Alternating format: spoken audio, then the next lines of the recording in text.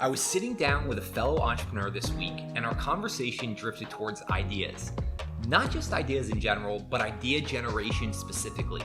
We discussed how there are those people, those rarefied idea generators, who after spending an hour with have spawned off 10 new businesses or provided product feedback that seem to never cross your mind. So are these people idea savants and the rest of us mere mortals don't stand the chance of generating such brilliant ideas? Or is there another answer? A more realistic and attainable one. If ideas were just flashes of genius few people possess, then this would probably end here. But that isn't the case. If you're the person who finds themselves saying, I can't ever think of ideas, or you're constantly admiring those who do, then this is for you. The reason people have a lot of ideas is that they try to come up with a lot of ideas. Remember, momentum breeds momentum. The more you come up with, the more you'll have. There are those that sit on the sideline of idea generation, and then those that take every opportunity to get on the field. The people who are actively working on ideas, tinkering, thinking, exploring, and probing their thoughts are the ones who always have new ways of doing things. Picture your idea generator like a muscle. The more you go to the gym and lift weights, the more your muscles can handle. Same holds true for idea generation. The more actively you work at it, the more ideas you're going to generate. Since I've trained myself to come up with ideas, I've started to experience a feeling similar to a runner's high or a flow state. It invigorates me. When that invigoration happens, ideas flow endlessly. That state takes time though, and if you want to be an idea machine we're all capable of, then these tips may help you. So first, exercise your idea muscle daily. We can all find a few minutes here and there to exercise this muscle. It could be while sitting on the train during your commute, waiting for your kids at the bus stop, or brushing your teeth. Just now this made me think of an impracticality of not having access to one of your hands while brushing your teeth. There's an idea. Is there a hands-free toothbrush? You don't need a lot of time and it doesn't require a lot of effort. Just make sure you take the time. A system I've implemented to keep myself accountable is to come up with 10 unique thoughts a day. These could be ideas for a business, how to improve an existing product, ways of improving my relationships, or any new thought that could help a friend.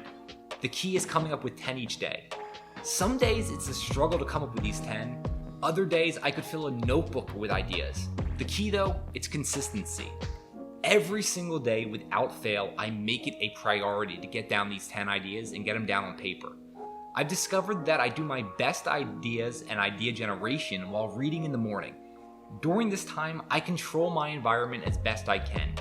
Everyone in my house is asleep, so I can fully concentrate. So I read a broad range of books from different subjects and on different people. And I always have a pen and paper next to me so that the second an idea pops in my head, boom, I put it right down on that piece of paper. To become an idea machine, always have a notebook or something to write on. How many of those times have we been out and thought of something, not only to write it down and forget it, but it just escapes our mind? This could be on the notes app on your phone or just a nice journal you write on. Heck, it could even be a receipt you write on the back of. The key is getting it out of your head and onto paper. After a few months and even years, it'll be fun to look back and see what ideas you had. I've done that from time to time. I go back and check out years' journals just to see some ideas. Who knows? Maybe an idea you circle back to leads to something great for you. The greatest generator of ideas in human history has been the shower. Taking a shower is clearly a metaphor for anything you can do where your mind is free to roam. Walking, doodling, meditating, receiving a massage, swimming, any activity where you're alert but not distracted. Many times ideas are already in your head. You just need to give them the space to navigate their way out. Sparking new ideas can be excelled by entering new unfamiliar environments such as traveling to a new country or doing something that's out of your comfort zone. Try getting out of your comfort zone by signing up for dance lessons, discovering a martial art, learning how to fly, or learning to paint. The possibilities are endless. It's just about doing something you're unfamiliar with. The other times I've had the most ideas are immediately after times of distress or pain. It's funny how the brain can kick into overdrive during these times. When something truly sucks, your brain will do everything it can think of to find a better way. If it's a pain point for you, it's probably been a pain point for someone else.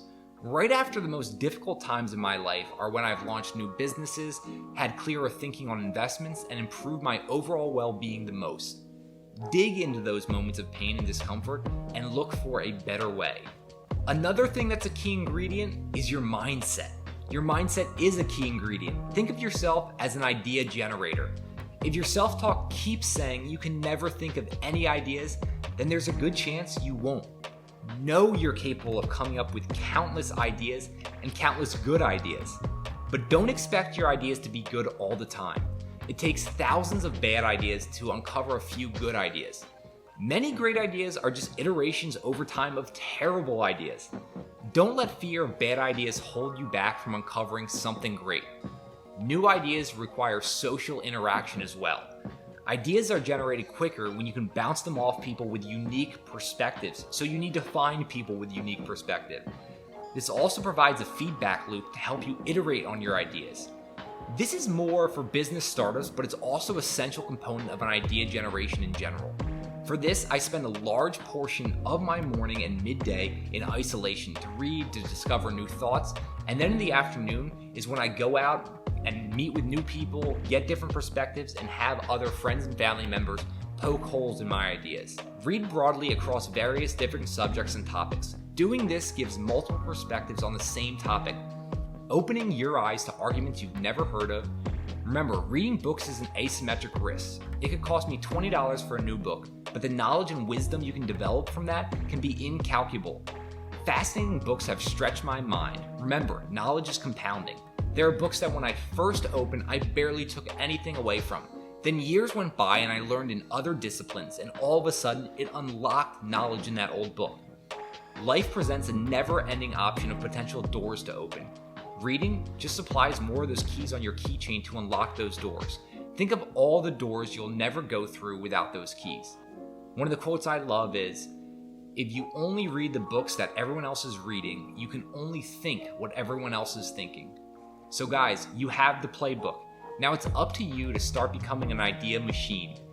To find out more ways to become an idea machine and to get the 10 questions to cook up ideas, head to whatgotyouthere.com. Remember, momentum breeds momentum.